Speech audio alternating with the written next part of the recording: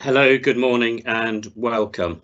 Welcome to the Dorset Council Western and Southern Area Planning Committee. I'm Councillor Simon Christopher. I am the Dorset Councillor for the Marshwood Vale and I am the chair of the committee. Welcome. The Dorset Council has suspended face-to-face meetings since the introduction of the COVID-19 restrictions. New regulations now enable decision-making processes to continue in accordance with government guidance on social distancing.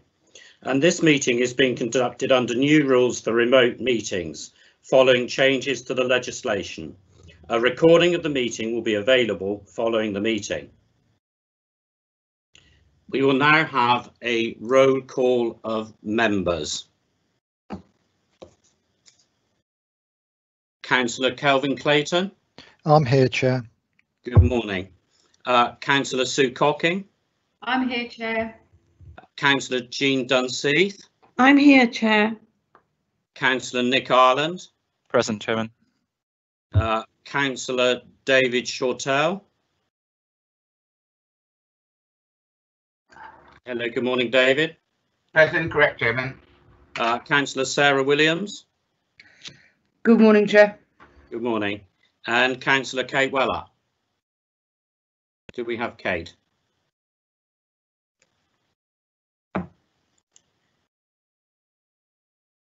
Now, today there will be presentations by the planning officer, including any updates since the report was published. A named officer will then read out public written submissions. The case officers and other specialist officers will respond on any points of clarification arising from public participation.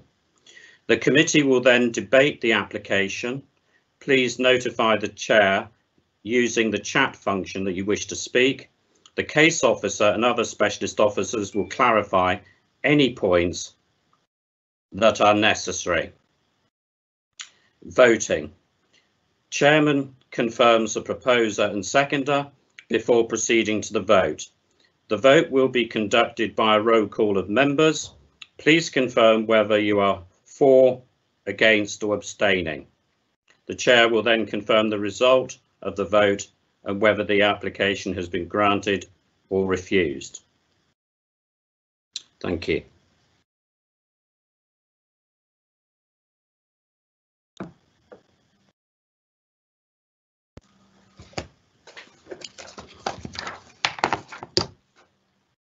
Right. The next item is the election of the vice chair for the meeting. This is the second of 2 days meetings, and at yesterday's meeting, David Shortell was elected as vice chair for both days. Apologies. Denise, can you clarify whether we have apologies from any members? Chairman, apologies have been received from councillors Peter Barrow, David Gray and Louis O'Leary. Thank you. Do we have any declarations of interest? I have a declaration in that I will be speaking as ward member in respect of the first planning application that will be dealt with today. Do we have any other declarations? No.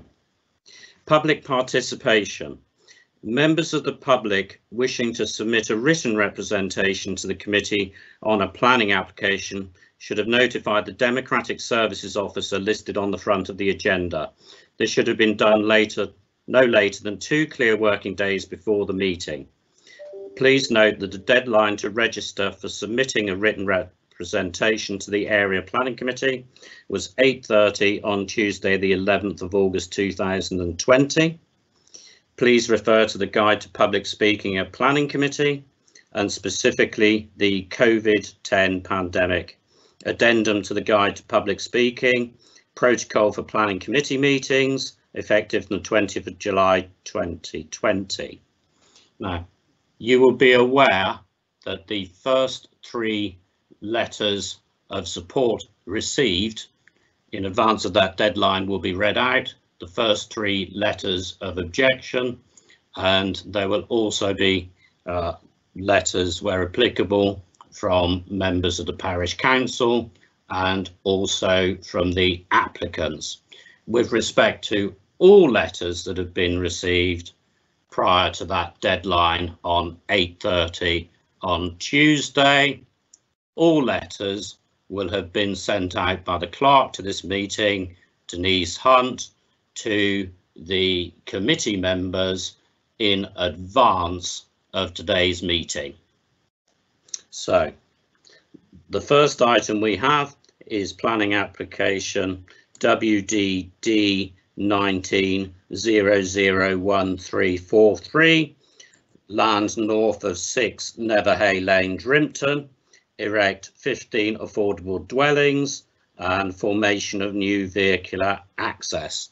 At this point, I will invite Councillor David Shortell to take the chair in respect of this application, and thank you very much, David. Thank you, Chairman. Thank you, members, and thank you, members of the public. Right, we're going on to item 5A on the agenda, and that is the land of 6 Northhay Lane, Drimpton.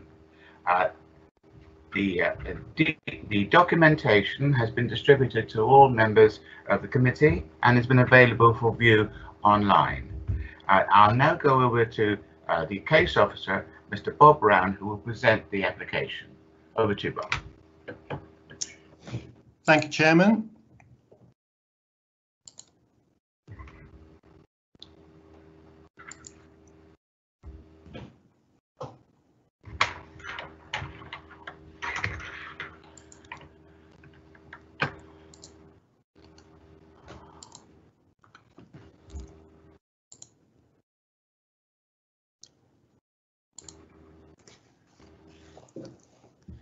Right, thank you, Chairman. So that little glitch there. Can I just say, Chairman, I've just had an incoming message from Guy Tetley, the Highways officer, who says he's having problems accessing the meeting. So I don't know if anything can be done to assist Guy Tetley, the Highways officer, on that. But anyway, I will continue with my presentation as normal. So I'll carry on from now. Just a quick housekeeping item.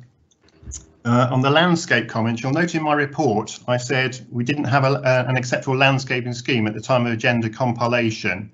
We have now received that, and it's plan 1284-06-P4, but I'll refer to that at the end in the recommended conditions as well, just to remind you all.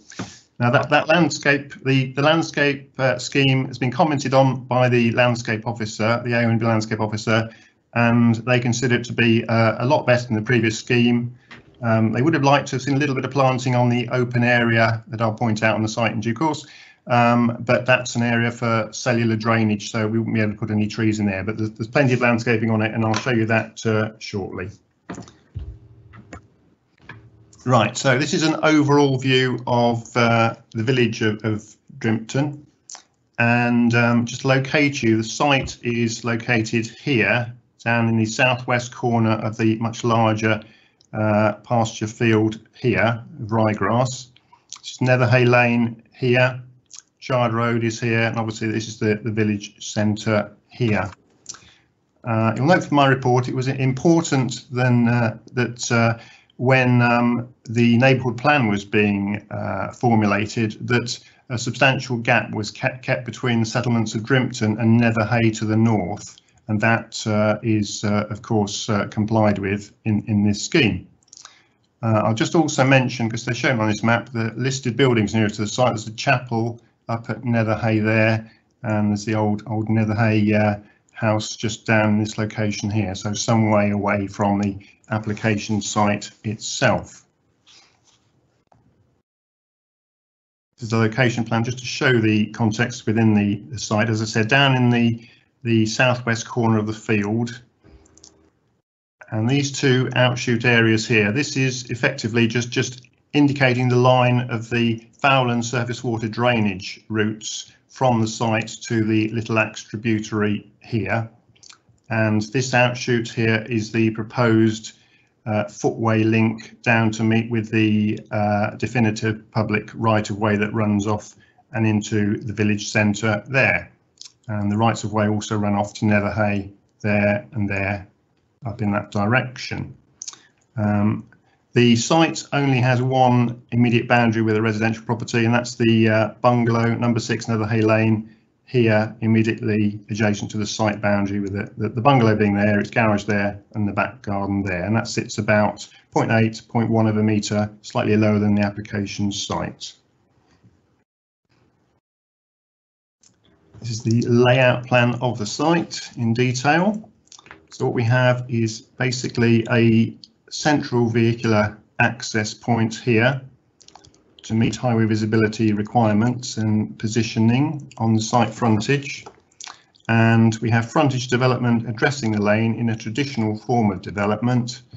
We have set those properties back somewhat from the lane because of the mature trees, oak and ash trees, that are located within the frontage bank area, and of course those are also subject of a tree preservation order. So the development is fairly traditional in its form, with the cottages generally fairly close to fronting the access road into the site. These have been orientated to take advantage of the view to the northeast towards Seaborough Hill. But on the form development, we've got a pair of semi-detached bungalows here, which reflects the form of a bungalow here in the sense that it's a single-storey development. The rest of the development is 2-storey. These cottages here, rear gardens, parking along the rear areas here. These are 4 flats, but in terms of their design treatment, they look very much like cottages. Little areas appear for little individual garden areas and sheds for the 4 flats here, and some communal space around them. I'll mention here, while I've got it, this area here. This is the area where it's likely that the surface water drainage underground cellular structures would go. Because of that, you can't put significant tree cover over those, but that would be treated as a wildlife grassland area. And there's a small sewage treatment plant also located down in this corner of the site here. And here we see the footpath link that would be formed to meet with a public right-of-way to the east of the site there. You've also got an existing right-of-way up to Netherhay here, which would be accommodated within the site, so giving a route of travel up towards Netherhay on that alignment as well. So just showing you a flavour of the elevations, plots 1 and 2. These are this is the pair of semi-detached bungalows which would face Netherhay Lane. Bungalow design, but relatively small, traditional sort of small cottagey windows with a chimney, with porches, stone to the front elevation, brick elsewhere. And moving up the Netherhay frontage, this is the front elevation of a pair of semi-detached cottages, typical elevation. So we've got chimneys again, small module cottage windows, simple little porch design. So very much a vernacular architecture inspired design, and I would say appropriate to this site. On the rear elevation, you'll also notice on the elevations we have shown either potentially solar panels or solar thermal on the roof, so a good indication of intention to provide renewable green energy initiatives on the site. And this is the group of 4 flats. As you can see, again, the appearance is very much of a cottage style design. We also have some nice architectural detailing with the stone sort of projecting coins as well at junctions, which is a nice touch. And then these are cottages which are, these are ones facing south, so these face towards number 6 Netherhay Lane, but they're well set back from the garden and property of that property. And I consider the relationship with 6 Netherhay Lane is acceptable in residential amenity terms. And this is the terrace of 3, which is on the northeast side of the site, which would then look out across the field with a nice view towards Seaborough Hill beyond.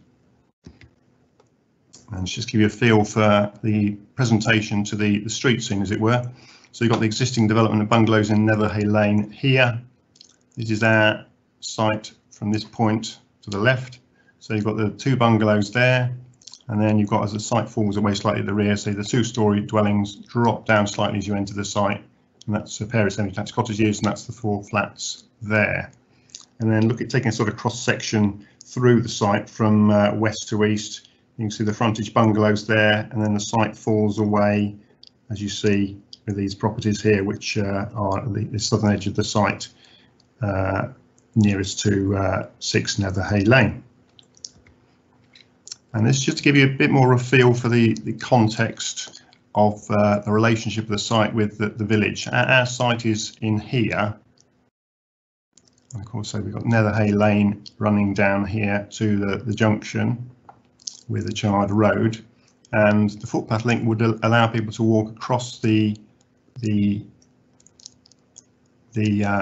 grassed area, the small holding area here, to a point onto Chard Road just there, which is opposite and conveniently located for the village hall here, the play area, and the recreation ground, football ground, Drimpton, which is located in this area here. I'll take you through a few photos just to give you a feel for the character of the location and the highways leading to it.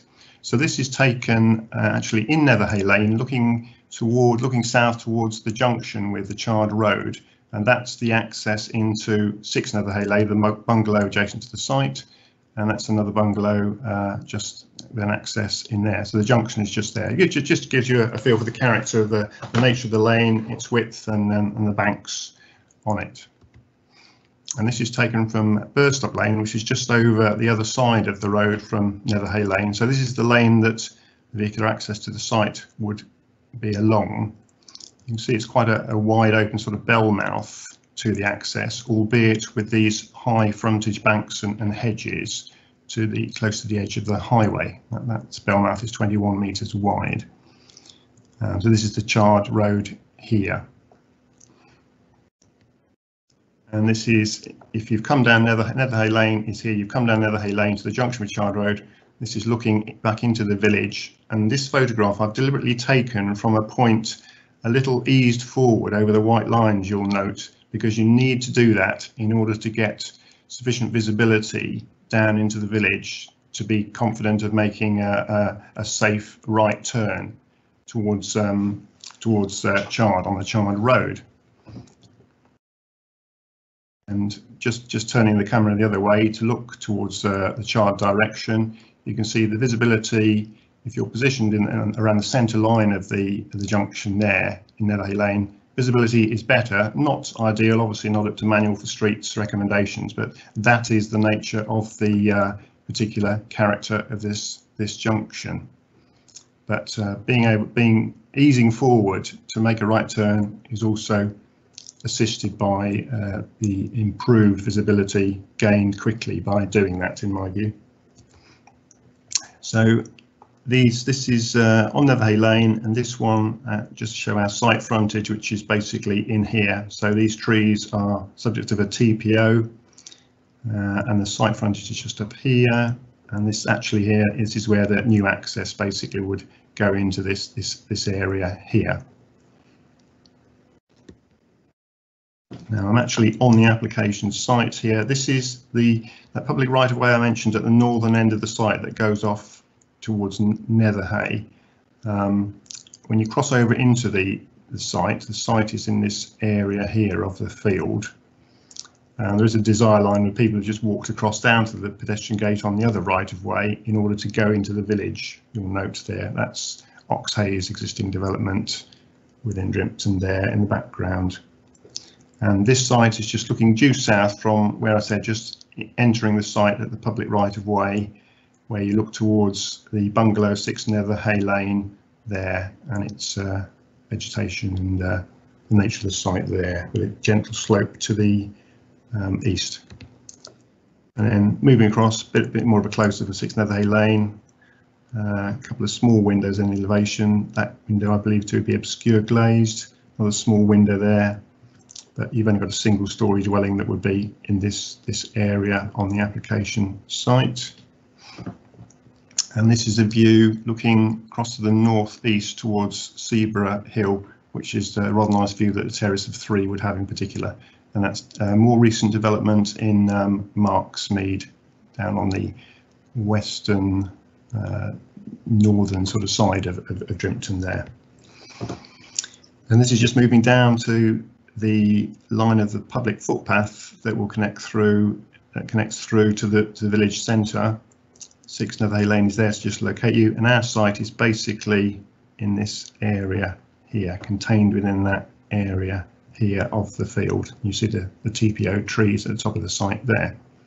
And then if I just turn around from having taken that photo, that's the route of the definitive public footpath that runs through into this little small holding field here, and hence across to another gate there, and then down to the Chard Road, which exits here.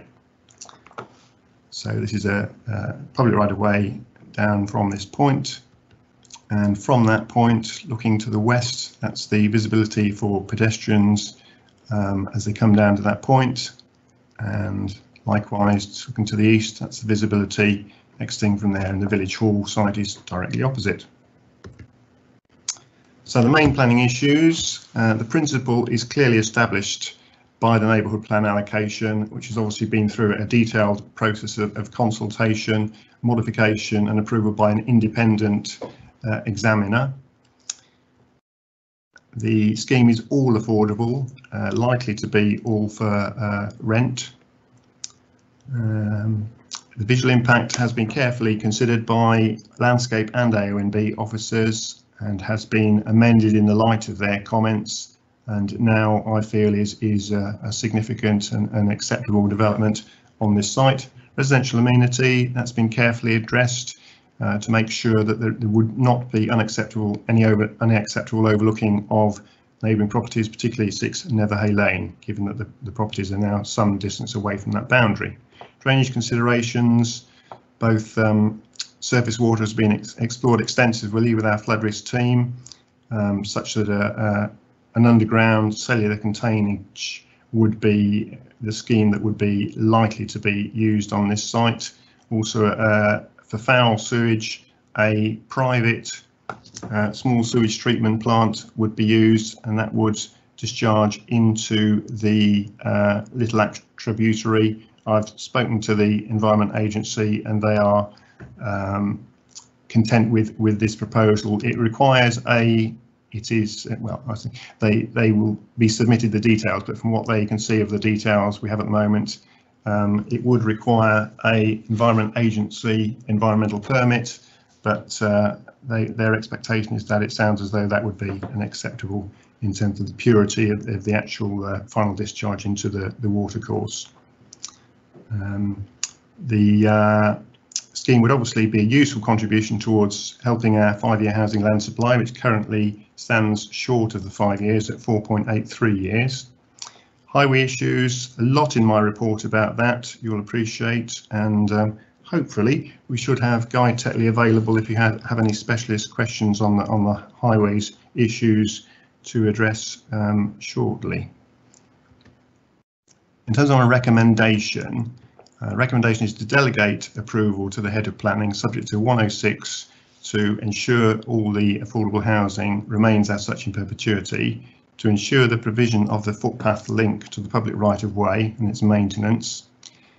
And you'll note from there I've said acceptable landscape plan. Well, we now have that plan, so that would be the number of that plan would be incorporated in condition 6 as an approved landscape plan if this application were to be approved. On condition 13, there's a slight adjustment to the actual layout of the site, just very slight, to ensure it's compatible with the adoption process for the highway with the Highway Authority, and that requires some slight alteration to the pavements and the road widths on the layout we have. So the existing layout we have would be superseded by another layout. So on my plans list, the Rev T layout plan will not be the approved plan. It'll be one which I'd look for you to delegate authority to approve on that, Chairman, because I'm in discussions with the applicant over that and the Highway Authority over that at the moment.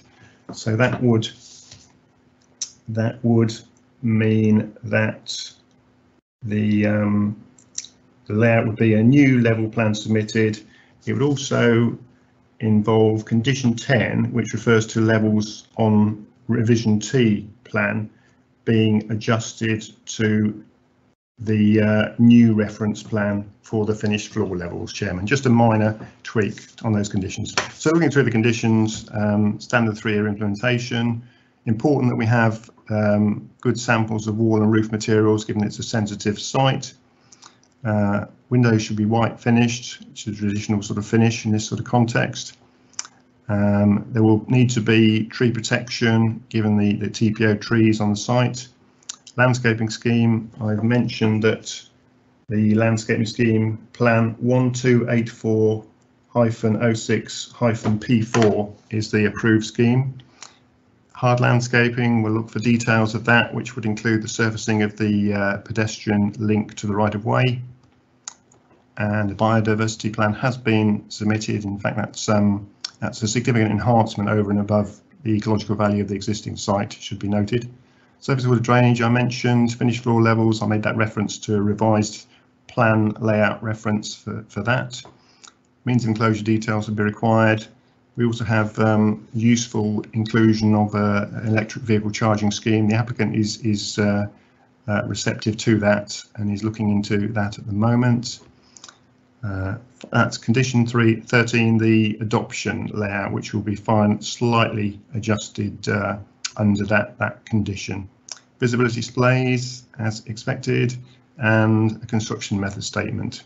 And recommendation B is just to ensure that there's a timely execution of the section 106, Chairman. So that concludes my presentation. I recommend delegate approval as set out, Chairman. Thank you very much. Thank you very much. Excellent. Thank you very much indeed. Very good presentation. I welcome Guy Tetley, who's now joined the meeting, and nice to see you or hear from you later.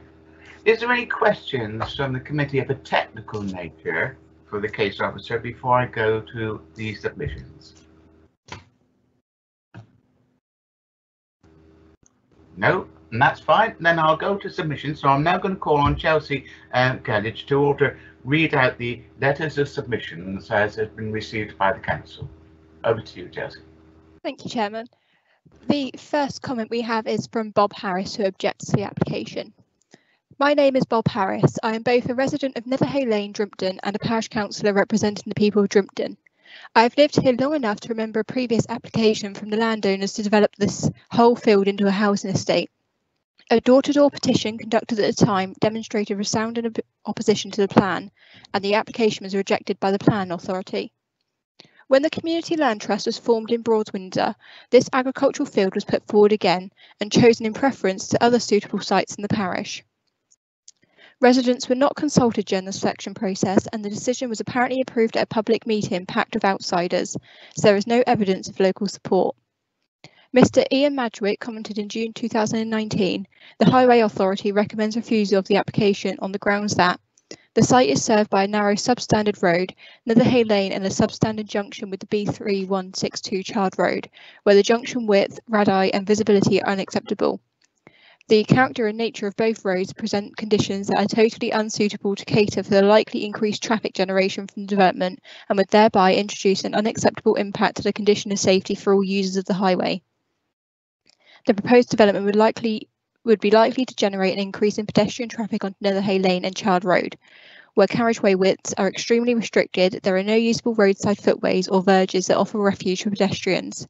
This would be likely to impact adversely on highway safety and the transport choices for potential occupiers, and is, therefore, considered to be unsustainable and contrary to the guidance set out in the National Plan and Policy Framework. Local policy and the guidance provided by the Department for Transport publication, Inclusive Mobility, a guide to best practice on access to pedestrian transport infrastructure. This confirms the many comments that have been sent to the CLT, the Parish Council and the case officer. In mitigation, the CLT amended their plan to include a pedestrian footpath on the eastern edge of the site to join an existing right-of-way leading to the Chard Road.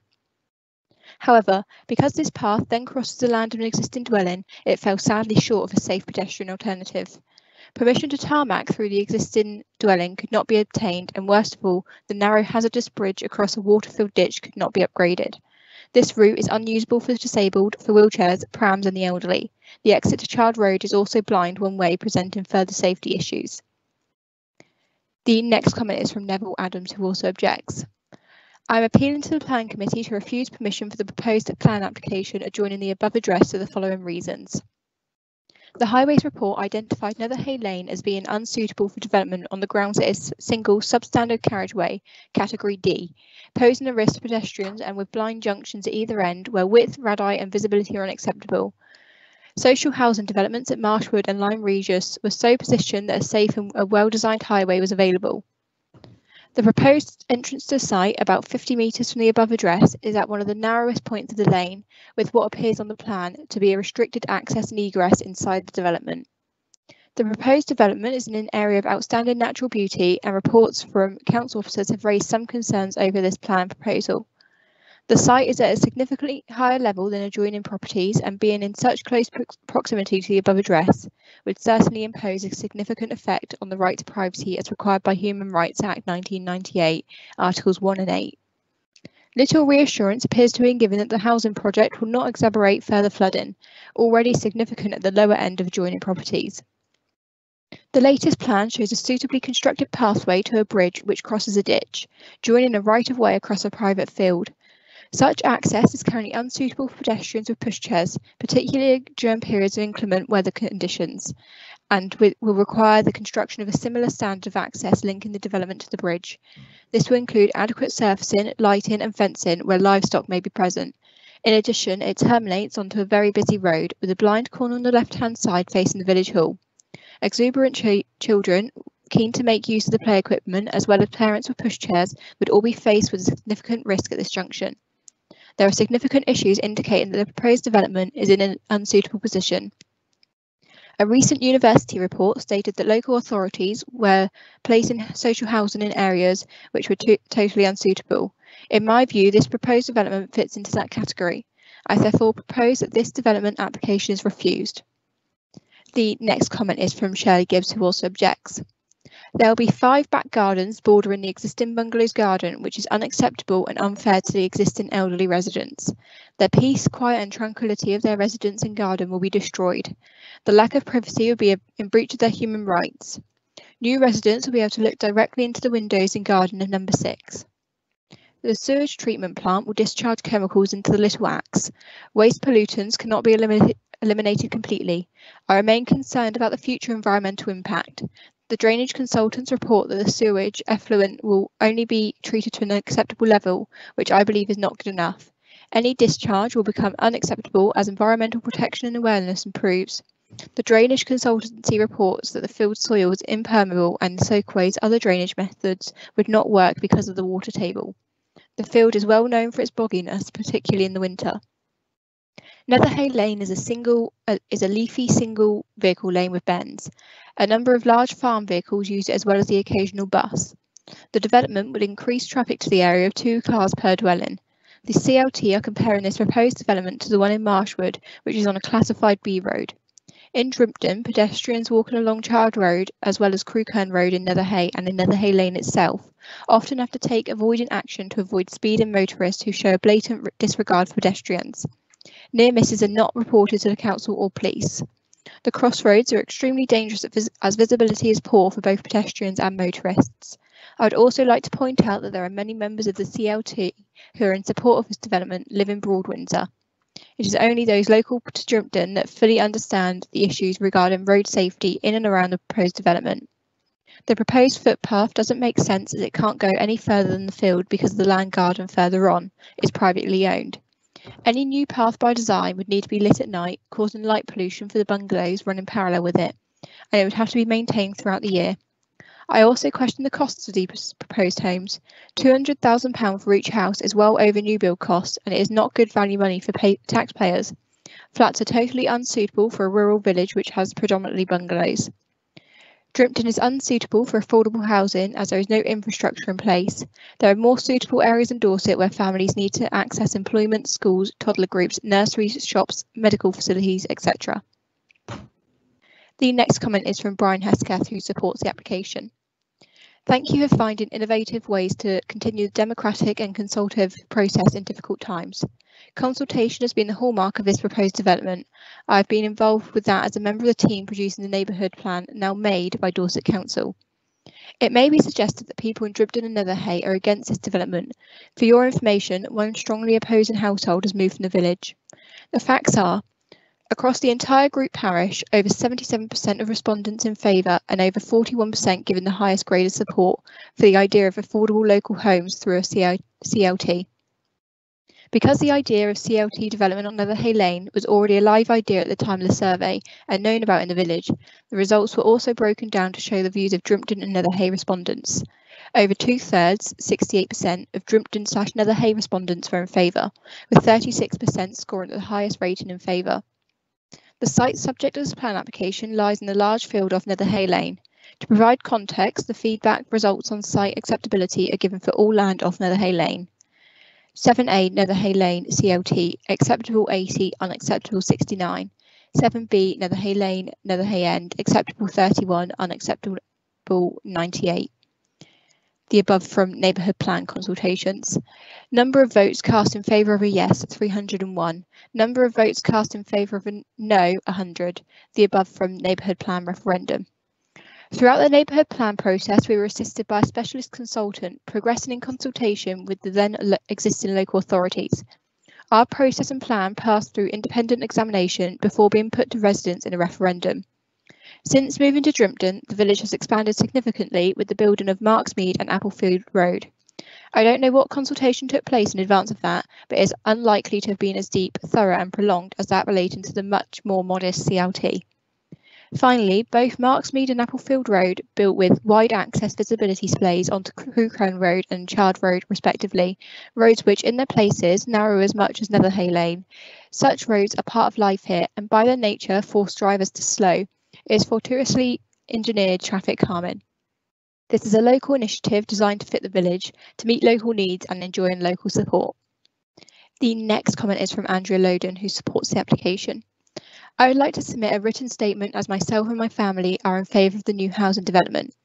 We are a family of 6 and have lived and rented in Broadwinder for 10 years. Our rented property is not secure with the constant possibility of having to vacate at any time.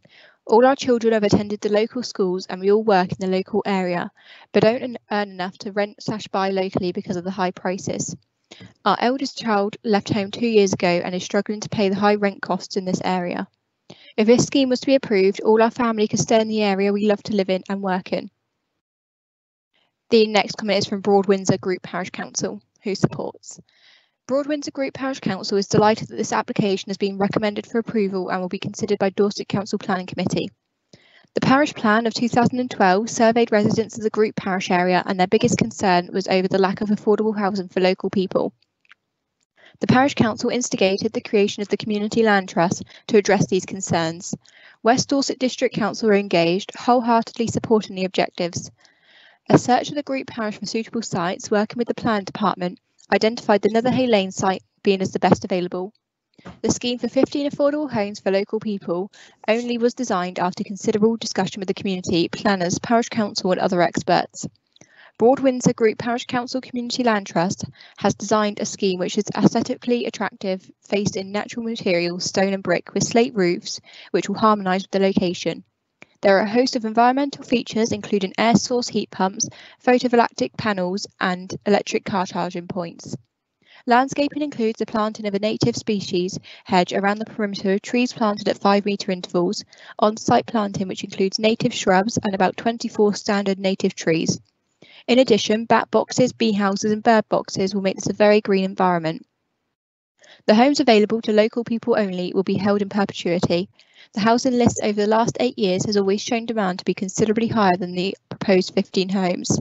The neighbourhood plan included this scheme and parishioners voted on the plan, which received overwhelming support. It was independently reviewed and supported by a planning inspector and adopted by Dorset Council without alteration. Highway and plan experts have confirmed that the location is safe and able to take traffic from this scheme. The proposed footpath from the scheme to meet the existing right-of-way that starts and finishes on the Chard Road is included at the request of Dorset Council Plan Department. There will be a self-contained sewerage system on the site which will have no impact on the existing system. This system will discharge own clean water into the local stream using tried and tested technology. All existing trees and hedges, including magnificent oak tree, will be kept away apart from at the entranceway. The Parish Council have supported this scheme from the outset. They support the need for affordable housing for local people. They support this site as being a good location for this development and support the design and access. The next comment is from David Leader, who is the chair of Broad Windsor Group Parish CLT, who is the applicant. Broad Windsor Group Parish CLT is a community benefit society established in May 2016. A direct result of recognition by the Parish Council of huge concern about the lack of affordable housing within the community. This was highlighted in a community survey as part of the development of the Broad Windsor Group Parish Plan in 2012. The CLT's project to develop 15 affordable homes for rent responds to the housing needs of the parish area, which have increased from 19 to 26 households between 2016 and 2020. Criteria required for a home will be a local connection as well as registration with Dorset Home Choice. As part of the CLT's agreement with its development partner, Yarlington Housing Group, BGP CLT will retain ownership of the land, ensuring that these homes will remain affordable to people with a local connection in perpetuity. A modest ground rent will be received by the CLT to support community projects across the group parish area.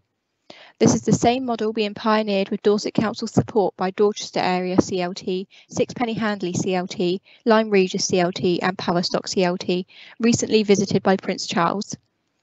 In 2016, the CLT reviewed 10 sites in Broad Windsor and Drimpton, assisted by WDDC Plan Department officers. This process was presented to a public meeting in Drimpton in September, when the selection of the 1.5 hectare on Netherhay Lane was strongly endorsed. A 2017 community survey for the Broad Windsor Group Parish Neighbourhood Plan again emphasised community concerns about the lack of available affordable housing for rent within the parish. Many of the objections to this plan application were also made against the inclusion of the site as an affordable housing allocation within the neighbourhood plan. These objections were considered by the neighbourhood plan examiner, who concluded that any adverse impacts of developing the site for affordable housing were outweighed by the advantages. Following a vote of 75% in favour, the neighbourhood plan, including this site, was adopted by Dorset Council in October 2019 and now forms part of the council's development plan. Throughout the project development, the CLT has been sensitive to local community issues, insisting from the outset that an on-site sewage system would be required to avoid exacerbating problems with Drimpton's existing system. A footpath to join the public right-of-way leading towards the village hall has also been included to satisfy Highway Department requirements with regard to pedestrian safety. All homes will be stone-faced and brick with slate roofs. Sustainability will be above standard. The energy statement commissioned by the CLT indicates that carbon output of these homes will be 20% below building regulation requirements and will therefore support the Council's declaration of climate and ecological emergency. That's all the comments. Thank you, Chairman. Thank you, Chelsea, for presenting those submissions. Very clear and succinct.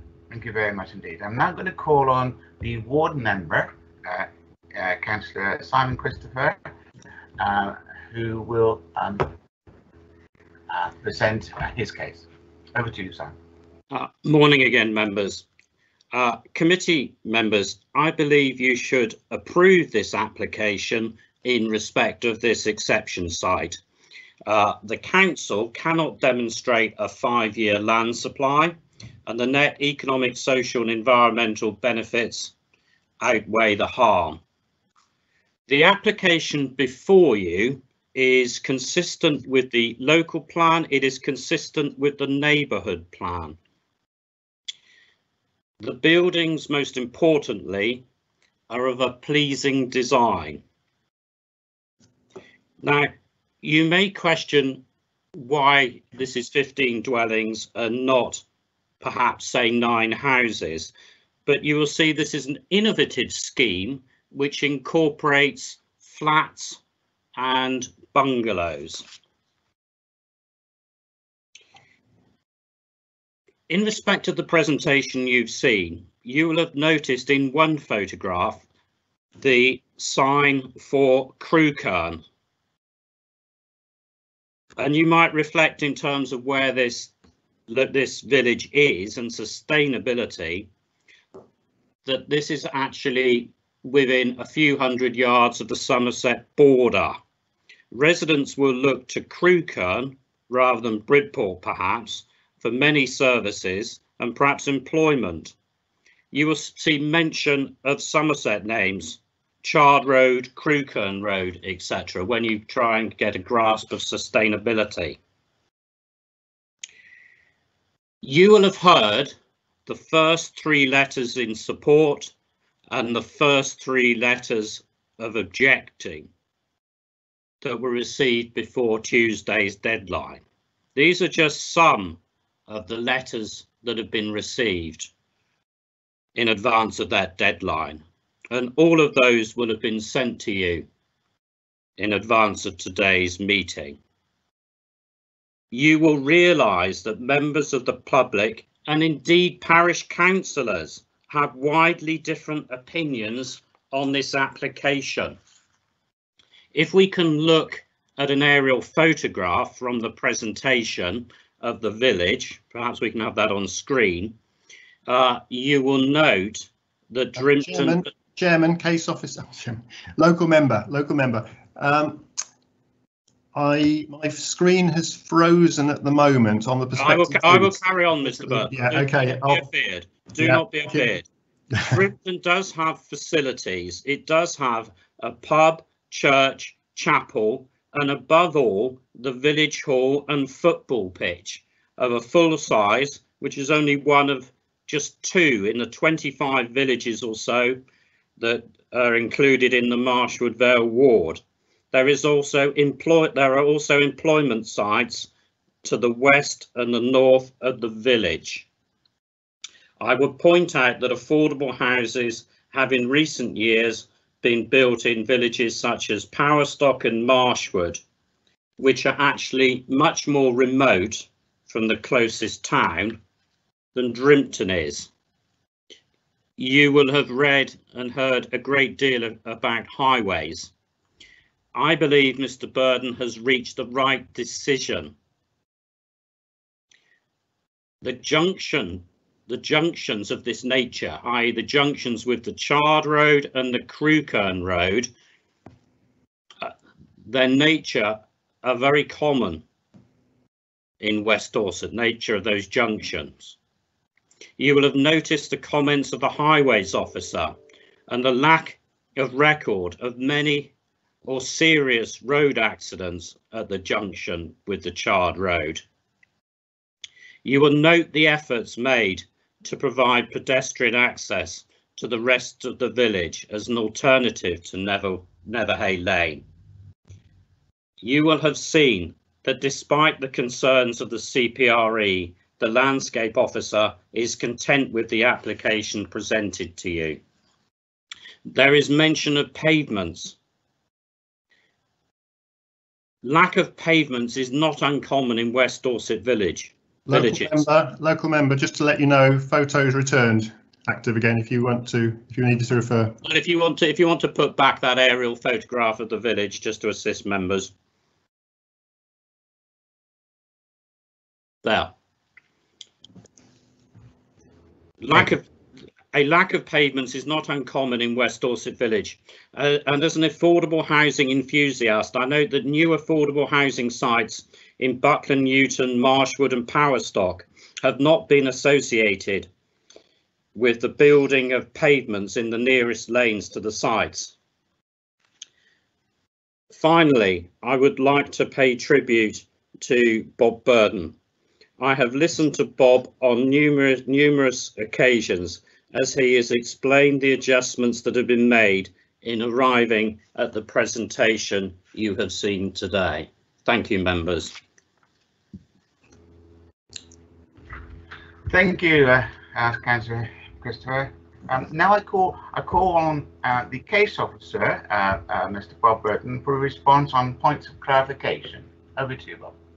Thank you, Chairman. I've obviously listened carefully to the various letters that have been read out and local members' comments, and I think actually, I think by and large the points that have been raised are largely covered in my report. I don't think there's anything at this stage that I feel I actually need to come back on to add. But obviously, you know, I await any questions further members have. Thank you, Bob. Right, I'll now open up to the floor, and the first person who wishes to speak is Councillor Nick Ireland. Over to you, Nick. Yes, thank you, Councillor Shotell. As Councillor Christopher's pointed out, this development has the support of the local plan, it has support of the neighbourhood plan, and it also has support of the parish council. And the housing team at Dorset Council and Dorset Council, West Dorset Council beforehand have obviously put a huge amount of effort into making sure that this meets our housing needs. And if you look at the mix of buildings, we're told as councillors that we need things like 1-bedroom, 2-bedroom properties, and we've got this here, and they're all 100% affordable in perpetuity, which is great. So it means that they can't be sold for second homers, they can't be used for holiday lets. So this meets a housing need, and as Councillor Christopher also pointed out, you know, this is a typical West Dorset village. This village is typical of many I represent, and I'm acutely aware from my parishes that there's definitely an awareness that if you don't have development, that the villages will die. Basically, we need fresh blood. We don't need second homes. We don't need holiday lets. What we need is affordable housing, sustainable housing, so you can heat it cheaply for local people who can work and live locally. And this is a CLT, which is the support of the neighbourhood plan. It seems to have the support of the parish council.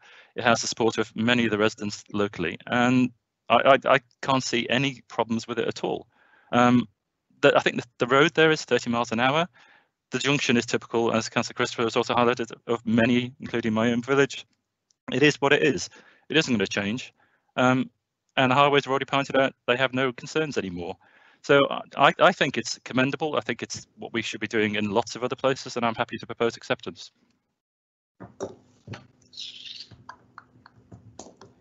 Thank you, Councillor Ireland. And we now have Councillor Weller, who now wishes to speak.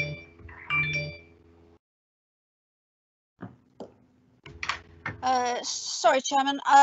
Just to say that I'd be happy to second Councillor Ireland's proposal.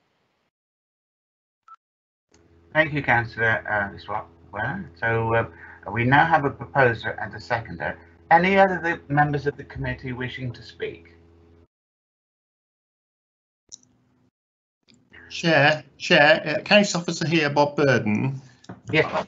I did just hear Councillor Ireland say, I think that the Highway Authority had no concerns, quote unquote. I think it just might be useful for members to just hear a few words from Guy Tetley, the Highways Officer, if Guy is currently available, Chairman, just to you know, just sort of to understand where the Highways officers are on this one, just for members' benefit, Chair.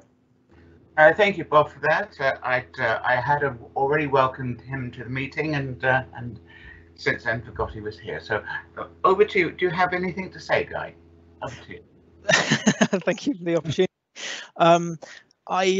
Nothing really to add to what we've already said, or what Ian said in my predecessor said, and I've followed it up. We have reservations about the junction itself. Onto the B3162, the Netherhay Lane access, however, we've got no reservation. That provides the visibility we'd want on that, and the linkage through for the pedestrian linkage is welcomed, and I think that's all I've got to say, unless there are any questions. Thank you, Guy. Right, okay. We'll take questions for Guy from the committee, if there is any, before I go on to the list of speakers. Thank you, Guy. There doesn't seem to be any. Can I just ask Guy about the footpath? Yes, please. That's right. Sarah Williams, sorry, I did put an RTS up. Yeah, you did, and I was just about to come to you. Okay. Sorry to interrupt, Chairman. It's Bob Burden, Case Officer. Just let you know my screen is frozen again temporarily. So if I am able to illustrate any of your points by photos or plans, I will do so. I'll keep trying, but at the moment, please carry on. Yeah, regarding the footpath, Guy, there were a couple of objectors who said that it cut through private land, but by the look of it, it is a public. It's joining a public footpath that was already there. Can you confirm that? Yes, that's correct, Councillor. Okay. It's just an extension of the existing footpath, and yeah. Yeah. So yes, obviously it does run over private land, but it's a public right of way. Yeah, because that is incredibly welcome, sort of, to enable people to walk into the village rather than just have to jump in their car to nip round the corner or walk down Neverhay Lane. Now, I'll just say I think this has been very sensitively designed, and I think it's a really good scheme. Thank you. Thank you, Councillor Williams. Councillor Weller, you've seconded it. Do you wish to say anything else? Not really, thank you, Chairman. I think it's an excellent scheme. Thank Bob Burden for his presentation, and well done to the CLT for the formulation of it. I think it's a really nice scheme. Thank you very much indeed, Councillor Weller. I also note that Councillor Dunphy, Councillor Sue Cochrane would have seconded. Do you have anything further to say, sir? No, Chair, just that I totally agree with Councillor Ireland and Councillor Weller's comments. That's what we need, is affordable housing in a village, and it just keeps the village vibrant and still alive. So I think it's an excellent scheme. Thank you, Councillor Cochrane. Councillor Jean Dunseith, you've indicated you wish to speak. Thank you, Chairman. We can see from the plans that Netherbury Lane is narrow, but it's in the nature of West Dorset. It is what it is. And cars exiting onto Netherbury Lane going to the Chard Road only have to go about 50 yards, and there is visibility from the exit to the junction, to the Chard Road. I think this is a good design, affordable housing. I think it's very good. And I'm pleased with the footpath, that there will be a separate footpath away from the roads and away from the junctions to deliver, or that pedestrians can use to get further into the village. So I support this scheme. Thank you, Chairman. Vice Chairman. Thank you, Councillor Dunseith. Does anyone else wish to say a few words before we go to the vote? No, in that case then I will then go through in order to get an agreement of acceptance or rejection or else. Councillor Clayton. Fully support this, Chair. Thank you. Councillor Cochrane. I support this, Chair. Councillor Dunseith. Support, Chair. Thank you. Just for confirmation, Councillor Ireland, do you support? Happy to support. Right. Councillor Weller, also for confirmation, you would like to support? Support. Thank you. Councillor Williams, you also in support? Fully support. Thank you. I also support. That concludes a unanimous vote. Thank you very much indeed, committee, and bearing with me, and I now invite the chairman back into his seat. Thank you very much, Councillor David Shortell. Thank you very much, members. We will now move on to item 5B, which is WP/19000273/RES Curtis Fields, Phase 2B, land south of Chickerell Road, Weymouth. And the case officer is Lachlan Robertson. Hello, good morning again, Lachlan. Good morning to you, Chair, and good morning to everyone. Thank you very much. I'll just start to share the presentation now.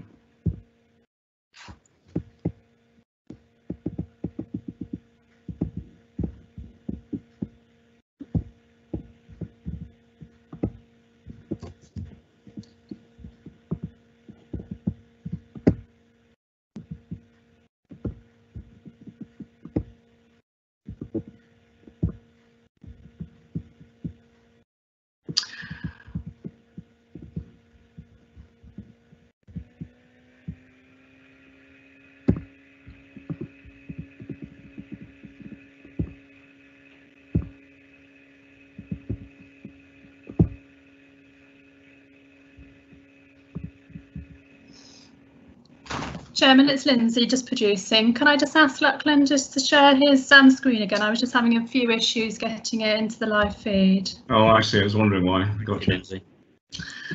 If you could just put it into slideshow mode, that would be great. Thank you.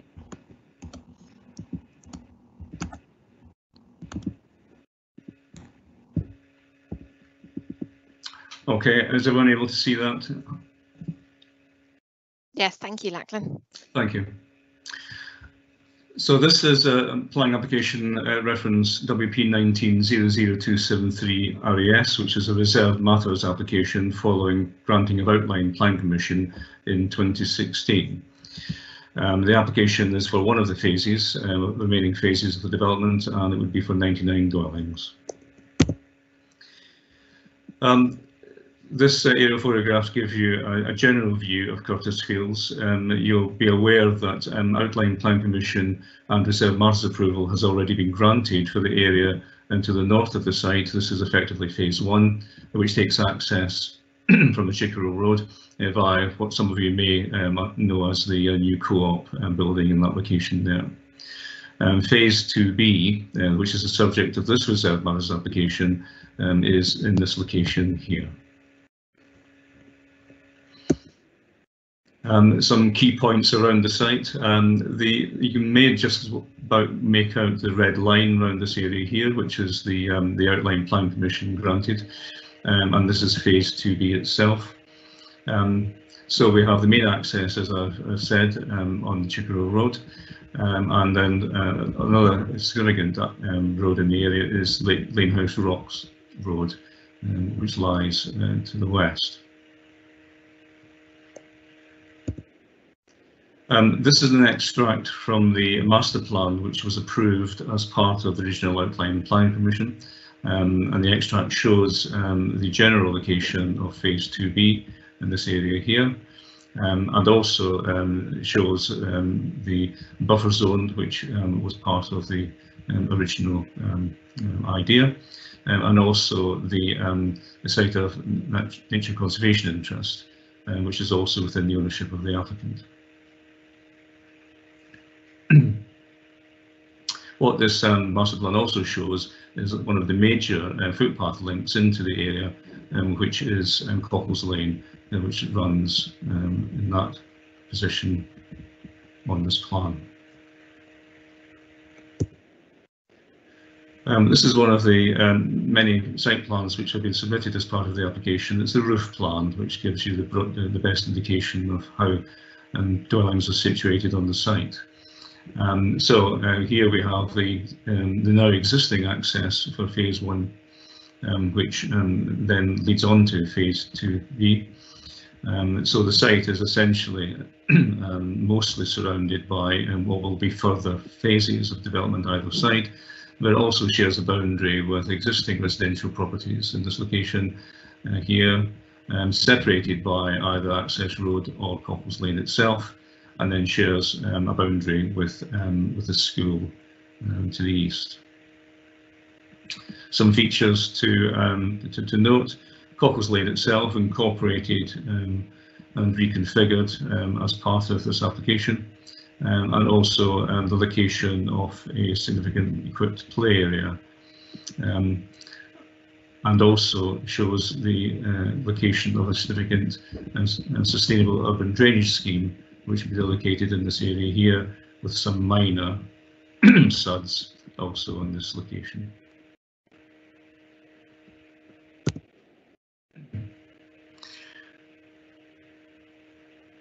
Now, unfortunately, I don't have a site section of sufficient quality to show you, but I've chosen this drawing, which indicates the levels across the site, and particularly the levels through the highway network, and the close contour lines in this location here, and this location here gives you some indication that the site lies within a bowl.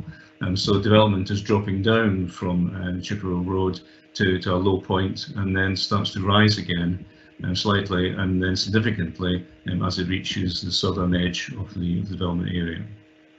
What that means is that the properties in this area are substantially higher than the properties in this area.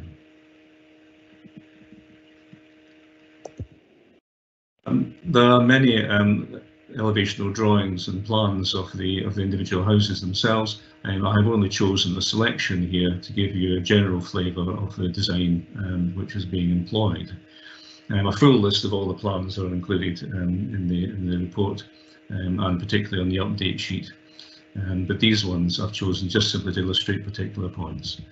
So here, this illustrates how they intend to deal with some of the level changes which are on site, and also indicates the range of roof lines and storey heights throughout the development. This would be a typical semi-detached style unit with a detached on the end, again showing how the parking arrangements would work as well.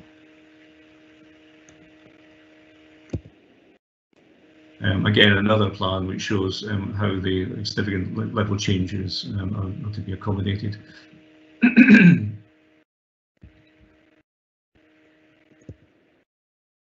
Another typical unit. I've chosen a corner unit to show how it would be employed on the site. Excuse me.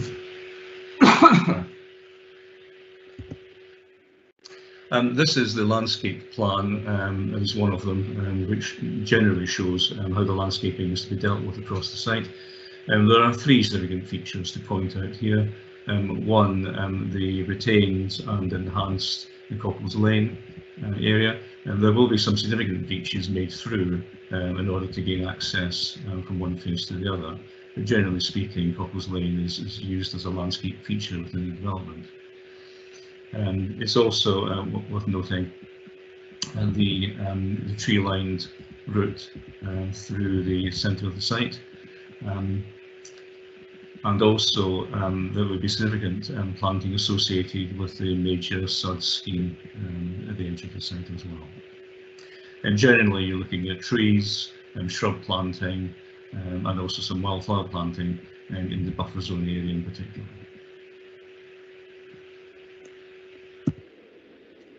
And some photographs of the area. This photograph here is taken from pretty much the centre of the Phase 1 development as it leads down towards Phase 2B. This is chosen just simply to indicate the general style of housing which will be continued through the development. This photograph is intended to show you context. It's taken from the bank of Lanehouse Rocks Road at its highest point, looking back towards the site. So this isn't a generally available public view. You have to clamber onto the bank to be able to take this photograph. But what it does indicate is how the development would sit within the context of the landscape. So here you can see Phase 1 in the distance. Phase 2 would be nestled in this area here. And there's a probability that you would see the roof line of the southernmost extremity of Phase 2B, approximately in this location here.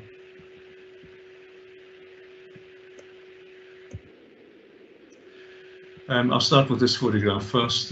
This is taken from the southern edge of Phase 1 and looks up and across the site to Couples Lane, which is just on the edge here, running up the hill, and then to the top here, and then the site of nature conservation interest is behind this line of vegetation. So that indicates again the slope that's happening on the site. This photograph is taken approximately from this position here, so it's basically looking back again from Couples Lane down towards Phase 1. And so the development area is in the foreground here.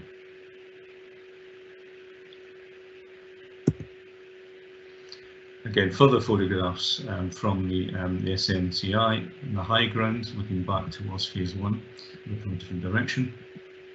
This is to illustrate that the development will be coming up the slope in this area here, and then will be accommodated in this area as it rises up. This is just simply a reverse photograph, 180 degrees around, taking this photograph to show what's effectively the edge of the SNCI, and gives you a flavour of what the area looks like. Although there's significant development beyond this point, it's not really apparent, and the SNCI really does feel like a piece of countryside as you stand within it. The report itself includes an appendix, which is the appropriate assessment, and this is given in order to illustrate an important point of the application, indeed the main reason why the application has been brought before you, which is the significant objections that had been received from Natural England. They indicate that the site lies within what's called an influence zone of the special area of conservation, which is of course the Chesil Beach and the Fleet area. And so the site lies within that zone of influence, and therefore Natural England took a particular interest in the potential impacts that the development might have upon it. These are principally recreational impacts. So very quickly to run through the main planning issues, really the one I will concentrate on is this one, the appropriate assessment, but I'll also give you a general indication of these others. The first thing to note is that the outline plan permission has already been granted for this site, and therefore there is a condition on the outline consent which requires any development to be in general accordance with the approved master plan, and I can confirm that in my view it does. And design and layout, the initial design and layout which was supplied by the applicant was under some critique by your urban design officers, and we spent some time with the applicant agent who have produced the scheme which you see before you, and which we feel is considerably improved and is appropriate to the character of the area. The appropriate assessment, the report goes in some detail, so I won't repeat it here, as to why an appropriate assessment was necessary. Appropriate assessment is made under the habitat regulations and requires this council to consider the impact that development might have on these designated interests. We have, in doing that, have to take close consideration to the views of Natural England, which we have. The appropriate officer has produced the appropriate assessment, and that is included as an appendix, and that assessment confirms that there could be significant impacts if there were to be no mitigation employed. That mitigation is, in a sense, a range of activities and management of the Chesil Beach and the Fleet area. Members may be aware that on the 28th of July, your Cabinet considered the potential use of community infrastructure levy funding in order to undertake these mitigation measures, and that was approved at that meeting. And that this range of mitigation measures are included within the appropriate assessment in the papers. From that work, we can conclude that development can proceed, and we have, in support of that, received communication from Natural England to say they have no further objections. Other issues, drainage and flood risk mitigation. The site is significantly impacted by potential flood risk, surface water flood risk, and that has been the subject of a previously approved strategy. Much of those significant works of mitigation have been included within the Phase 1 development, and the Phase 2 development continues to put in place the relevant measures, as you have seen. And therefore, on that basis, we have no objections on that point. Roads and access, Highway Authority has been involved in looking at the details and the amendments that have been made, and considered that these aspects are now acceptable. Landscaping, similarly, substantial work has been done on improving the landscaping of the proposal, and I consider that this is acceptable. neighbouring community. There are few properties, mostly on the northern side, as you've seen, which will be impacted by development. But again, consider that distances and the orientations and such are acceptable. It is necessary for a biodiversity management plan to be produced. That was conditioned as part of the original outline consent. It remains a condition to be undertaken, and I can say that I'm reasonably confident that this development can proceed and that a biodiversity management plan of a suitable kind can be employed. And then finally, the requirement for affordable housing is 30%.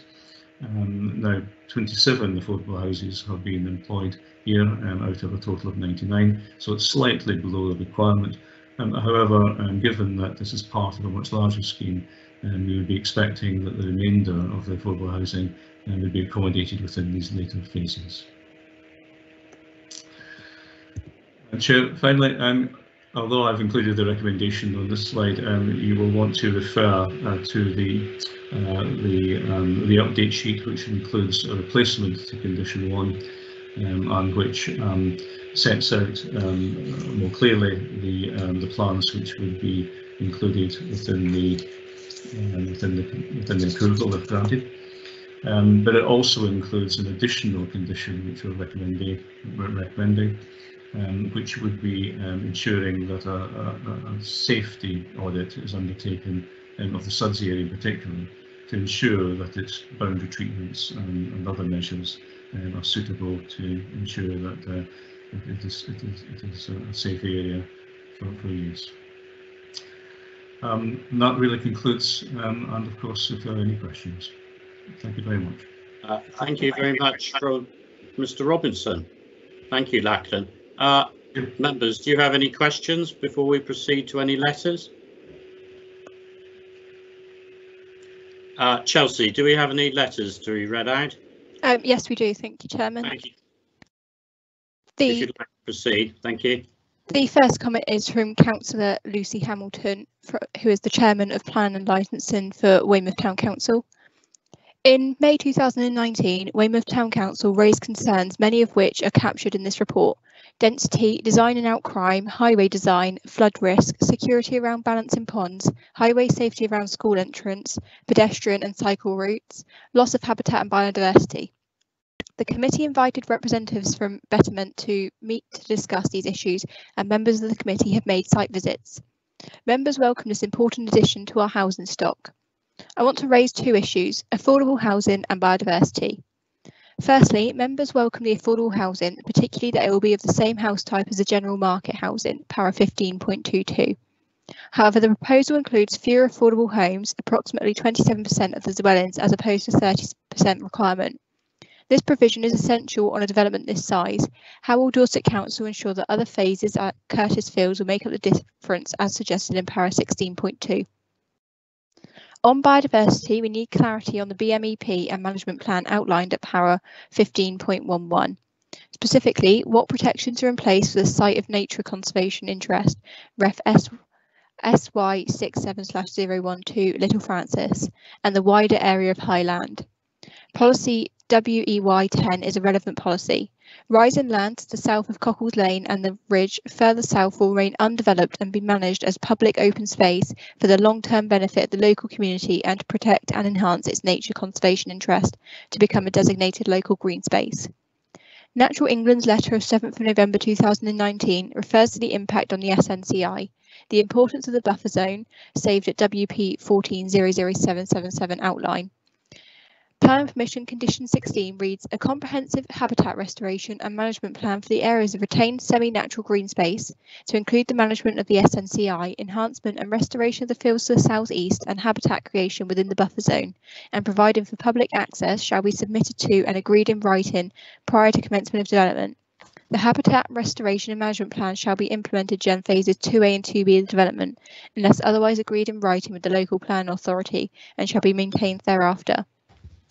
The report before you today suggests in para 2 that the supply of a biodiversity management plan remains to be considered as a separate matter and not under this application, and in para 16.2 that the BMP will cover all remaining phases of Curtis Fields, including phase 2B, the subject of this application. What is the plan for the BMEP? Dorset Council has a duty to ensure no adverse impacts on local wildlife sites and to ensure biodiversity net gain. The next comment is from Malcolm Brown, who is the agent and supports the application. Good morning, ladies and gentlemen. This application was submitted in April 2019. It has taken 16 months to reach this committee. The reserve matters had followed the principles of phase 1 and it was anticipated it would be plain sailing. By late summer, the applicants were releasing houses for sale on phase 1 at a rate of 1 every 3 days. They are very popular with purchasers. Phase 1 also included 30% of affordable housing. At that time, Curtis Fields accounted for 80% of betterment properties building activity, and they were hoping to carry straight on with phase 2B. The application was, they thought, submitted in good time. The initial delays were caused by a lack of agreement between Education and Highways over access to the enlarged school site. Changes had to be made to the layout. Some consultees were very late in responding to consultation. When those responses were received, they sought significant changes, departing from phase 1 design, which had proved popular with buyers. Numerous amended drawings were prepared and submitted. In December, the applicant was made aware of a very late objection by Natural England, which has resulted in a further 7 months delay. During that time, the applicant's team worked tirelessly to satisfy consultees' continuing, often conflicting comments. We believe that we have now addressed all the concerns and that the scheme now meets with the approval of all consultees, including the Town Council. Because of the delays, the applicant had to almost close down the site with the loss of many jobs just before Christmas. A team that took 3 years to build has been dispersed. The applicants are urging you to approve these reserve matters and let them get back to building much needed homes. That will in turn deliver land for the enlargement of St Augustine School, to which the applicant is committed. It will also deliver more affordable housing. That's all the comments. Thank you, Chairman. Thank you, Chelsea. Mr. Robertson, would you like to make any comments in respect of those 2 letters that have been read out? Yes, thank you, Chair. First of all, the point Councillor Hamilton made on affordable housing. Yes, of course, it's this is the current reserve matter application of part of what will eventually be the whole of Curtis Fields. So it's not unexpected that there might be a difference in percentages. What we would be expecting that the full requirement of 30% is provided through the application of the later phases. There are 2 applications currently on our books at the moment for those later phases, and they're still under consideration. And of course, we will ensure prior to any determination that the affordable housing requirement has been fully met. On the second point, the requirements for a biodiversity management plan and similar was made as a result of condition 16 on the original outline planning consent. And now that condition remains to be discharged. The point that it does remain to be discharged is included within the updated informatives. And we would be expecting that that's the case. Nevertheless, throughout the course of the application, there's been considerable discussions taking place between the applicant and your council's officers and the environment team, and we are reasonably confident that they can be accommodated without significant alterations or indeed any alterations to the reserve matters details that you have before you. So I'm not suggesting for one moment that this is a matter which is being ignored. It's central to the discussions which will be taking place, and of course no development, as has been correctly pointed out, can take place until that condition has been discharged. Finally, on that point, I am aware that the applications to discharge that condition have very recently been made, and therefore I will be dealing with those in due course. Thank you very much, Mr. Robertson. I have people wishing to speak. Firstly, Councillor Kelvin Clayton.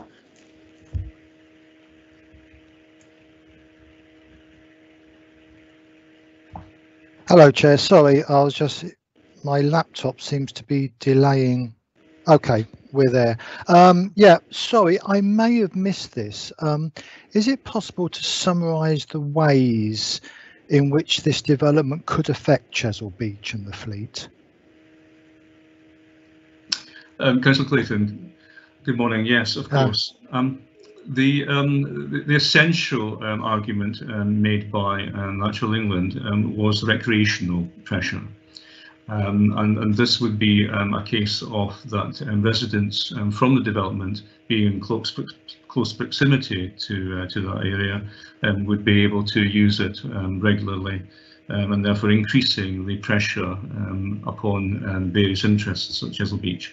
In particularly, forgive me for not being an ecologist, but there is a breeding bird on site, which is, I understand, affected by visitor numbers. And so that was the principal reason why there might be an issue. Another issue raised by Natural England was on the potential increase in air quality issues as a result of new traffic being generated from the scheme. Although in that particular case, in looking at that issue, well, in fact, it's dealt with within the appropriate assessment. But looking at that issue, we didn't consider that the increase would be significant in the context. Okay, thank you. Thank you, Councillor Clayton, and thank you again, Mr. Robertson. Councillor Nick Ireland. Yeah, thank you, Chairman. I think Mr. Roberts probably answered all my questions. It's basically on affordable housing. So obviously we've seen that 27%, and I think he's given insurances that they'll going forward. But my query was, so in phase 1, which was a separate application, we've heard that we had 30% there. And this is phase 2 to 3, which is 500 houses. And we're phase 2B in front of us. So my query was there a phase 2A? And, if so, how many of, did they meet the affordable housing requirement there? I couldn't find it on the website. I understood, of course, and it's the shorthand for identifying each individual phase. No, essentially the whole of the remaining Curtis Fields development is taken care of by 3 separate reserve matters applications. This one, we also have reference. Forgive me while I just pick up the reference numbers. Bear with me. There's a lot of them.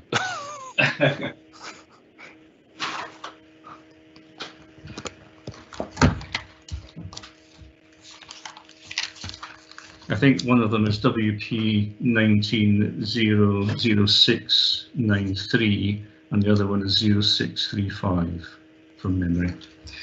So that covers all of the remaining phases, including 2A. So you're saying there's phase 3 is already, you've already got an application for phase 3, is that what you're saying? We already have an application for all the remaining phases, phase 3, phase 2A and phase 4. So my question was, so in 2A, was there a deficit in affordable housing? And if so, why isn't that being carried forward? And is there a deficit? So presumably phase 3 is going to have to take all of it. Councillor, I don't have the applications in front of me, so I'm unable to tell you how many affordable houses are being proposed in that application. But nevertheless, these applications remain to be considered, and therefore they can be ensured that the full 30% is provided. Okay, thank you. Thank you, Mr. Robertson, and thank you to Councillor Ireland. Councillor Kate Weller. Thank you very much, Chairman. Couple of things very much on the same lines as Councillor Ireland, and the affordable housing. I may be quite accept I may be being stupid here, but accumulatively, if we put 27% of affordable housing on this phase, in order to make that up, the next phase would need to be 33%. And if that's not achieved, the phase after that would maybe need to be 39%. And so on until on the very last phase. If they under provide on each phase, the last phase, they would have to make the whole lot up. They wouldn't be able to come to you and say, right, here you are, this is 30% here, we've achieved this, because they have been under providing on all the others. How would we ensure that they do that? I mean, I just think that if as the thing progresses, and I do recall that when this planning application very first came to Weymouth and Portland, that there was quite a fight over the the affordable housing element. So, you know, call me cynical, but I'm just wondering if they underachieve. 3% doesn't sound very much, but accumulatively, it will be considerable on that development. So I'd like to have your assurances that ultimately, over the whole development, the correct number of affordable housing will be delivered. On the biodiversity, I know this bit of land extremely well because I played on it as a child for years and years and years. It has deer, it has bats, it has badgers, it's got crab apples, elderberries, all those things. And I'd like to be assured that our officers are really watching the protection of those areas, because once a tree is cut down, it can't be put back. If it's a 200-year-old tree, it's gone and it's gone forever. And we know that that has already occurred on that site. I don't want it happening anymore. I have a horror of balancing ponds, so I would like a really strong assurance that the safety measures around the balancing ponds are absolutely in place and really rigorous. Children die in balancing ponds too frequently, in my view. If it was only one, that would be too frequent, but they die in balancing ponds too frequently. And my last thing, and I absolutely do not want to delay this application. I get what Mr. Brown is saying, so I'm not trying to hold things up, but Weymouth Town Council and Dorset Council have an aspiration to create more cycle paths, and in particular safe cycling up Lane House Rocks Road. And the safest way to travel up Lane House Rocks Road is for a cycle path to be through the Curtis Fields development. And I would like that on your radar, Mr. Robertson, speaking with Chris Peck and other highways officers, that as we go forward with the roads going through Curtis's Field, that good cycle facilities are through there as well, so that people can travel safely from Westham to Wyke through the estate instead of sharing Lane House Rocks Road with heavy lorries. And that's the points. If you can give me those reassurances, Mr. Robertson, I'd be grateful. Thank you, Councillor Well. On the affordable housing point, it doesn't quite work as you have described in terms of percentages. In actuality, the number of dwellings which this particular phase is short of applying 30% is 2.7 dwellings. So it would only take the addition of 2.7 dwellings in a later phase for the full 30% to be provided. But of course, it's important that this is checked, and we will do so to make sure that the applicant is complying with the requirement. The balancing ponds, yes, I do share your potential concerns with the balancing ponds and children particularly playing in the area. The major part of the balancing pond and flood risk areas have been already built within phase 1, so that does give you an indication of what is being constructed. But notwithstanding that, in the update sheet, you'll note we've added an additional condition requiring a safety audit to be undertaken, just to do the belt and braces on it. There will always be risk, of course, but what is being employed here is to ensure that the applicant understands what that risk is and how to mitigate it as best and practical as possible. In terms of the cycle paths, if the highway officer is available to speak generally on the subject, and that would be helpful. From my perspective, the development is going to be constructed using the normal quality of internal residential estate road, and that should be acceptable from the point of view of cyclists as well. However, I think it's only fair to point out that level changes across the site are not conducive to cycling, but it may well be that it's the lesser of two problems. Absolutely, Mr. Robson. And of course, I think I may have missed one of your points. Forgive me. It was the biodiversity and just being really rigorous on monitoring that. Of course. Well, I can assure you that your officers in that team have been in active correspondence and discussion with not only the applicants but also the applicants' specialists on this subject, and so I'm very confident that they have their eye on this, as I think you're expecting. Thank you. Thank you, Councillor. Thank you very much, Chairman. And thank you, Mr. Robertson, again. What I'd like to do, I'd like to ask the Highways officer to indicate whether they would be able to speak, just indicate using the chat function. But now we will hear from Councillor Jean Dunseith and Councillor Sue Cocking. Firstly, Councillor Jean Dunseith. Thank you, Chairman.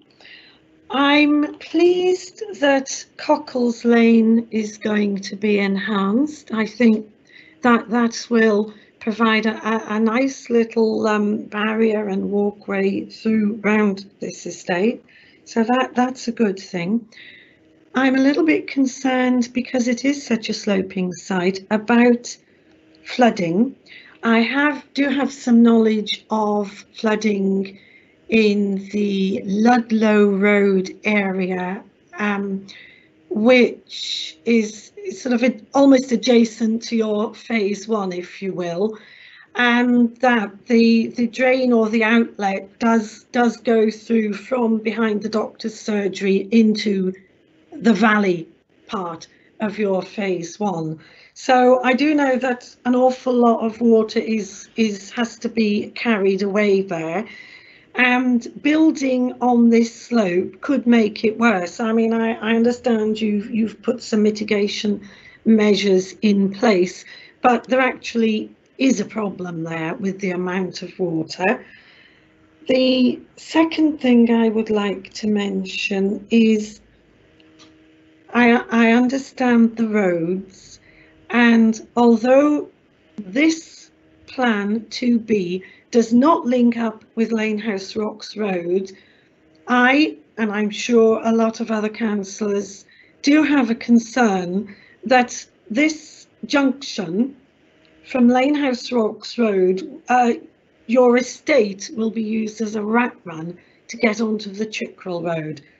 But I do appreciate that this 2B does not have the plans for that junction on Lanehouse Rocks Road. So that's not what we're deciding this morning, but I do think it is a consideration. Yeah, that's it. Thank you. Okay, I think what we'll do now, actually, if we hear from Guy Tetley, and then we'll hear from Sue Cocking, if that's all right, Sue. Can we hear now from Guy Tetley? Hello all again. Just to let you know, obviously this isn't my area, so not my application, so I can provide some comments on it, but I wasn't the case officer who dealt with it. To my understanding, there is a shared cycle and pedestrian linkage through the site, a 3-metre one, which I think follows the lane itself, which I've forgotten. Sorry, apologies, the name of, sorry, Cockles Lane, roughly, I think. And so, yes, there will be a cycle facility through the site. And also the roads obviously have been checked by my colleague Colin Graham and the adoption team. And so they should be sufficient as well to offer safe passage for all highway users. Okay, thank you, Guy. We'll now hear from Sue Sue Cocking, and then I'll invite Lachlan Robertson, after Sue has spoken, to come back and answer any points arising as he sees fit. Sue. Hi, thank you, Chair. It's just a small point, and it might have already been raised and cleared up, but just wanted some clarification really from the case officer. On page 55, 8.21, it says the senior ranger, referring to the original proposal submitted in March 2019, notes that the proposed works directly affect footpath 130. This will require diversion by separate legal order. Is this been done? Because okay, as Ella sort of pointed out, we're trying to encourage people to cycle and walk, and I know builders are quite adverse to building over footpaths and everything. So that's just my comment. Thank you, Sue. We will now hear from Lachlan Robertson, and if Guy Tetley wants to make any comment after Lachlan. Thank you, Chair. Lachlan here. Can I say that, of course, the diversion of footpaths is a separate procedure, and of course that needs to be undertaken as well. I'm aware of the footpath concerned, and yes, it will require diversion, but perhaps your highways officer can explain a little further about how that would normally work in Dorset's case. I think that was the only point. Thank you. Okay, thank you, Mr. Robertson. Mr. Tetley. I have to say I'm not a highway, I'm not an expert on public rights of way. That's a separate team. But yes, if a right of way needs to be diverted, or it's requested to be diverted, there is a process for that, which would of course have its own public consultation, and they'd need to go through that process before any works were to occur, and they could not block a public right of way without without the appropriate process being undertaken. Okay, thank you, Guy. I now have Vanessa Penny. And Vanessa Penny will answer the question on rights of way. Hello, good morning, Vanessa. Good morning, Chairman. Thank you. Yes, Mr. Tetley's absolutely right. There is a separate legal process for the diversion of public rights of way that are affected by development, and the application needs to be made to the definitive map team within spatial planning in the council, and we will then process that application, and the legal diversion process needs to be completed before the development is substantially complete. Right, thank you very much for that clarification, Vanessa. Do we have any other members wishing to speak, or do we have any proposals? Do we have any proposals at this stage, or do we have further questions, members? Chairman, can I just come back with Vanessa, yes, please, on the footpaths? Sorry to be a nuisance. No, not at all. Vanessa, thank you for that clarification. I thought that was the case. I'm assuming you almost certainly won't be able to answer this question off the top of your head with the amount of work that you have, but I'm assuming that you haven't received a diversion request yet. Is that something that we can chase up on, because it takes quite a while? We don't want we don't want to incur the wrath of Betterment Homes again in unnecessary delays, but it's a process that needs to be gone through. So, well, hopefully somebody from Betterments are listening to this now and will have been made aware that they need to get in touch with your team pretty quick and get those requests in place and work out where that footpath is going, because that path is used quite a lot by children who walk from north of the site, from the Wyke area down to St Augustine's School, and indeed we want more of those as the school is enlarged. We want more of them walking down that way if we can. So really any comments that Vanessa wants to make, but really, Chairman, it is if somebody from Betterments is listening and hasn't yet put in that request, it would be a good idea for them to do so quite quickly in view of what Vanessa has said. Okay, thank you, Councillor Weller. Vanessa, I'd now like to invite you to reply. Thank you, Chairman, and thank you, Councillor Weller. We have not yet received an application to divert the footpath. We can't actually start that process until planning consent has been granted. So that's not necessarily a problem at this stage, but we will certainly liaise with the planning team and also with Betterment Properties to make sure that we receive an application in good time for it to be processed. Thank you, Vanessa. Do we have any further comments? Do we have any proposals? Members? Do we have a proposal for approval?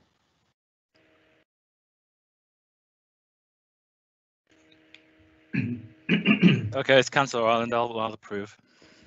So we have a proposal from Councillor Nick Ireland for approval. Do we have a seconder? I'll second that, Chairman. So we have a seconder, and that is Councillor David Shortell. So, Chair, sorry, Chair, it's Anne here. Just to be clear, that's on the basis of the updates in the update sheet as well, please, in respect of the additional and amended conditions and informatives. Yes. Are you happy with that, Nick and David? Yes, perfectly happy. Yes, I'm fine. Thank you, Chairman. Okay. So I will now move to the vote. Councillor Kelvin Clayton, how do you vote in respect of this proposal? I support it. Support. Sue Cocking? I support it, Chair. Jean Dunseith? Support it, Chair. Nick Ireland for the record? Support. David Shortell for the record? Thank you, Chairman. I support. Councillor Sarah Williams? Support. And Councillor Kate Weller? Support. And I also support. So this application has been approved. Thank you, committee members. We now move on to application 6 in today's programme, which is an application to extinguish part of Bridleway 43, what is stated to be Bridleway 43, Bridleway 43, Marshwood at Prime Coppices or Coppice. Our case officer is Carol Mackay. Thank you, Chairman. Can I just check you can see the presentation okay? Yes, I can. Okay, lovely. Thank you. So yes, this is an application to extinguish part of Bridleway 43 in Marshwood at Prime Coppice under Section 118 of the Highways Act. So the location of Bridleway 43 is here, which is in the Marshwood Vale, and that's to the south of Marshwood Village, which is up here. The current route of Bridleway 43 runs between A and B, shown by the solid line along here, and there is no bridge across the river at this point, and there never has been. So the bridleway is being extinguished because it's not needed for public use, as there is an alternative route which uses the existing bridges. So the alternative route follows Bridleway 76 across this bridge and then Glebland Lane this way. The length of Bridleway 43 between A and B is 25 metres and the alternative route is 65 metres in total.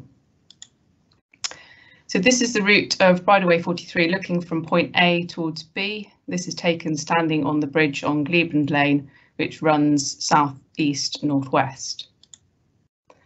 And this is point B looking towards A. This is taken standing on the south bank of the river looking towards point A with the missing Bridleway bridge here. It would be impossible to install a bridleway bridge at this location due to the existing bridge on Glebland Lane, which can't be used to support a bridleway bridge. A public right-of-way can be extinguished if the route is not needed for public use. So in this case, there's an alternative route to Bridleway 43. This is part of the alternative route along Glebland Lane, looking southeast from point A. And this is the junction of Glebland Lane and Bridleway 76, looking back towards point A. This is the same junction looking towards point B along Bridleway 76, which passes over a new bridge here. And this is point B at the junction of Bridleway 43 and Bridleway 76, looking east along Bridleway 76. So we've received one objection to the proposed extinguishment, which is included in full in the report and summarised here. The objector raises some concerns about the accuracy of the definitive map and also the validity of the proposed extinguishment. The definitive route of Bridleway 43 has been thoroughly researched and can only be altered by legal order, regardless of the situation on the ground. Temporary obstructions such as a missing bridge should be disregarded. None of the points raised in the objection are relevant in the consideration of the legal test for an extinguishment order. There were no other objections to the public consultation, and this included the Parish Council and user groups such as the Ramblers and the British Law Society.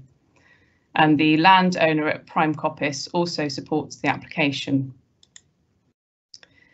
The proposed extinguishment meets the legal tests under the Highways Act, so the recommendation is that the order be made, that it includes provisions to modify the definitive map and statement, and if the order is unopposed, the order should be confirmed without further reference to the committee. Finally, if objections similar in nature to the one already considered are received to the order, it should be sent to the Secretary of State for consideration without further reference to the committee. That concludes my presentation. Thank you, Chair. Thank you, Carol. And members, just to confirm, I do have an email from the landowner that was sent via Carol, and that does confirm that the landowner is happy, and I have seen that email. Members, do we have any letters to be read out, Chelsea? I'm not aware of any letters for the Not aware of any Chairman. letters to be read out. I asked the question. Members, do we have anybody wishing to speak? Councillor Sarah Williams. Yeah, this extinguishment seems sensible. There is a good alternative route. I propose we accept this application.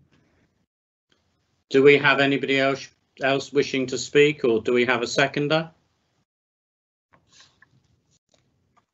I'll second this, Councillor Ireland. Thank you, Nick. So we have a proposer and a seconder. So we'll now proceed to the vote. Councillor Clayton. Yeah, approved, Chair. Votes to approve. Councillor Sue Cocking. Approved, Chair. Councillor Jean Dunseith. Approved, Chair. Councillor Nick Ireland for the record. Approved, Chairman. Councillor David Shortell. Approved, Chairman. Councillor Sarah Williams for the record. Approve. Councillor Kate Weller. Approve. And I also approve. Do we have any urgent items to consider? Are there any urgent items? Do officers have any urgent items? No, Chair, not that I'm aware, no. Okay. Right, well, members, thank you very much for your attendance, and I close the meeting. Thank you, and I wish you a good day. Thank you very much indeed.